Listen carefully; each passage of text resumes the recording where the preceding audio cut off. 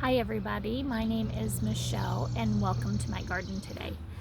I wanted to shoot a video today to share with you some information about seed saving and about pruning your tomatoes.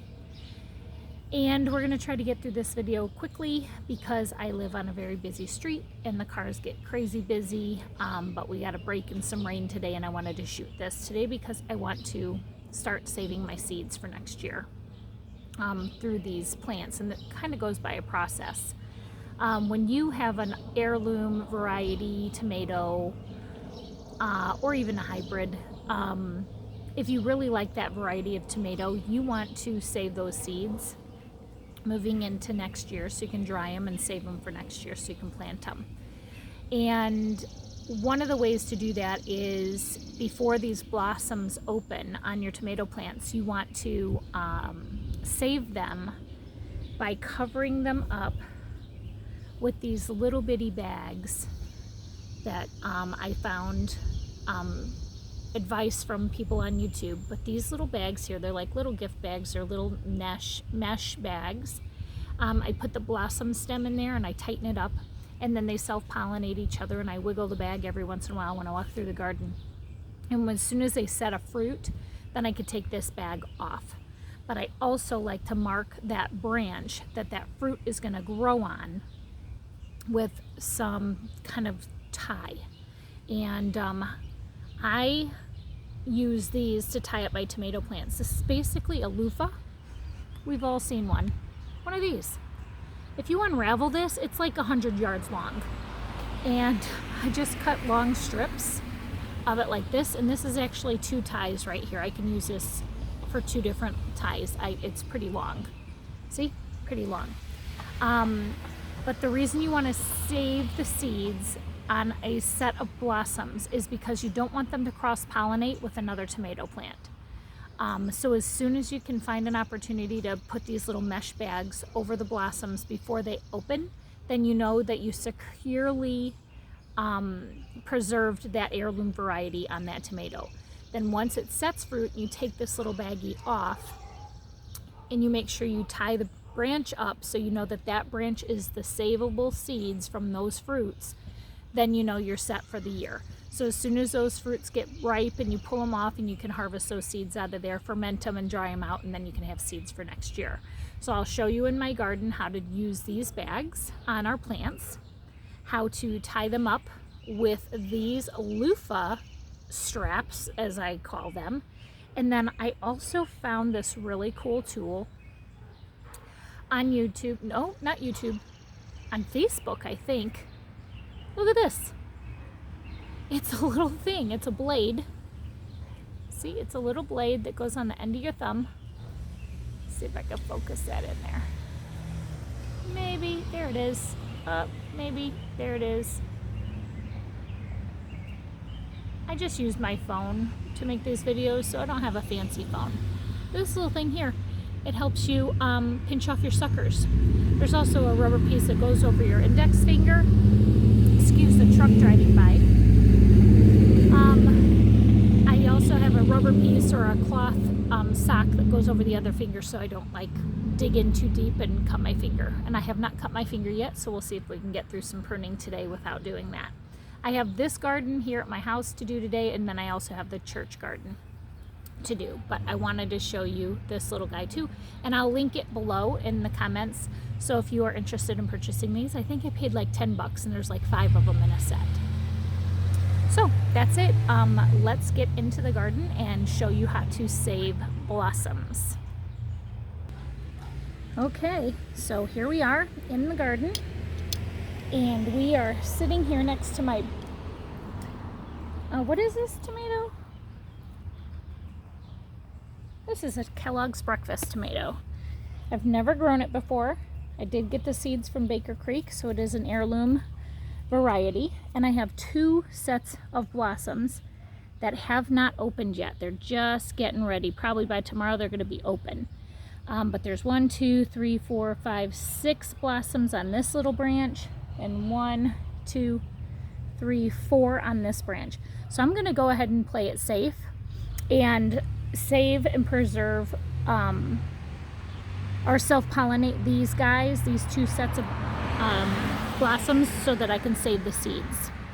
So what I'm going to do first is take this loofah, I'm going to break it in half, and I'm going to tie it very loosely around the blossom branch. All this is doing is marking the branch that I made sure that I self-pollinated these flowers, so that I know when it sets a fruit and I take that little baggie off, that mesh baggie off, that these were not pollinated with any other tomato that's in my garden. It was just pollinated by these tomatoes here in my garden on this plant here. So I'm tying these little meshes around the stems, the blossom stems. And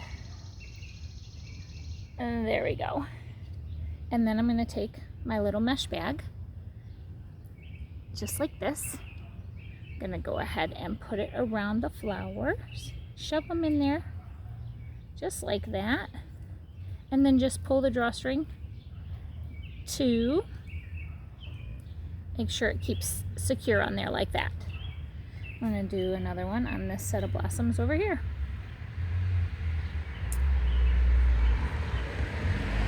Just like that. So I hope you can see that.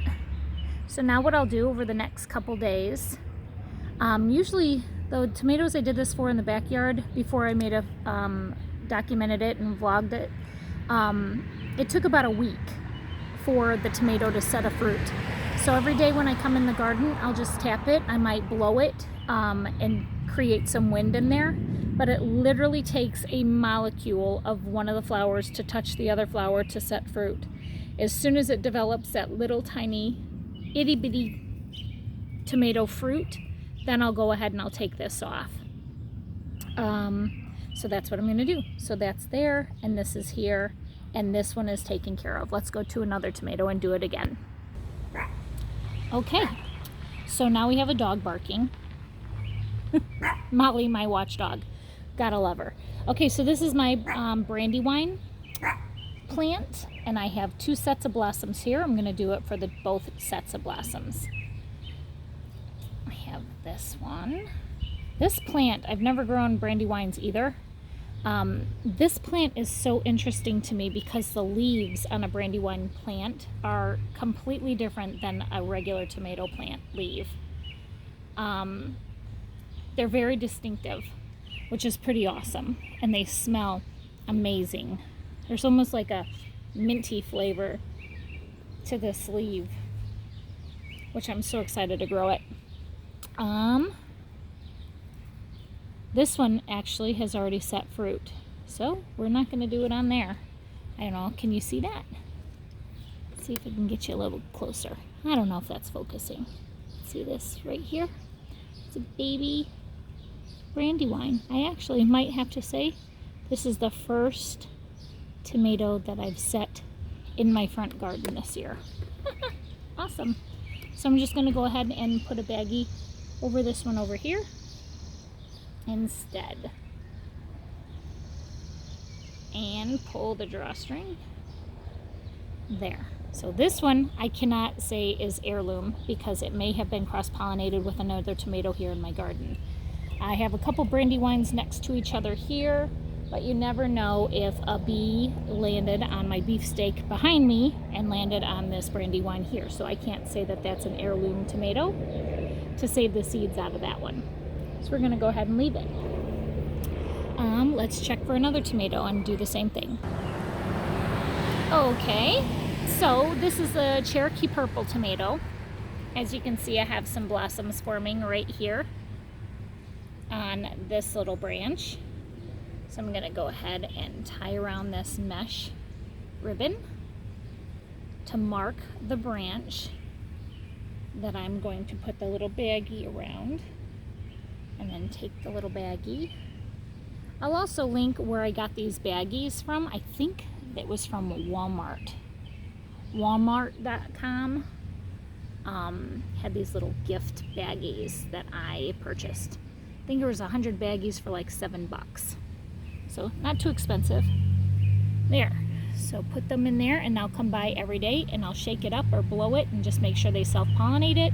As soon as they turn into a little tomato, like the Brandywine tomato that we just did, and we noticed that there was fruit set already, once it has a tiny, tiny little bitty tomato fruit on there, then you can take the baggie off. Alrighty, now that I got my blossoms saved in, oh, want to look at the top of my hat? Yeah, I get hot, so I cut a hole in my hat and let my bun go out the top. Anyway, now we're gonna prune with the thumb pruner. Never did this before, so I'm excited to see how it works. I don't see any suckers on that plant. I don't see any suckers on that one. I did these pretty good a couple days ago. I can spot them a mile away too. I don't see any on here. I did this one pretty good. I think I got a sucker down there on the bottom that he's just too far gone. I'm gonna leave him. Okay, so there's a sucker on this one. Let's see. Maybe I gotta take the camera off of here. Hold on. See if I don't turn it off.